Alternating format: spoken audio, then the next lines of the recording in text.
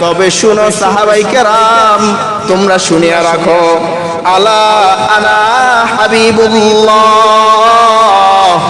আল্লাহ তাআলা আমাকে হাবিবুল্লাহ বানাইছে। বলেন না সুবহানাল্লাহ। আল্লাহু আকবার। ওয়ালা ফাখরা, এটাকে নিয়ে আমি গর্ব করি না, অহংকার করি না।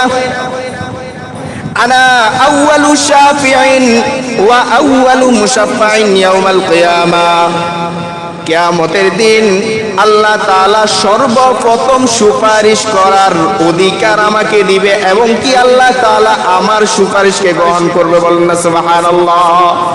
রাসূল বলেন ওয়ালা ফাখরা, এটাকে নিয়ে আমি গর্ব করি না। আনা আউয়ালু হামিলু লিওয়াইল হামদি ইয়াউমাল কিয়ামাতি ওয়ালা ফাখরা, কিয়ামতের ময়দানে হামদের আল্লাহ তাআলার প্রশংসার জান্ডা আল্লাহ তাআলা আমার হাতে দিবেন এবং কি আমি আল্লাহ, আমি হাবিব এই জান্ডাকে নিয়ে আল্লাহ তাআলার দরবারে যাব। ওয়ালা ফাখরা, এটাকে নিয়ে আমি গর্ব করি না।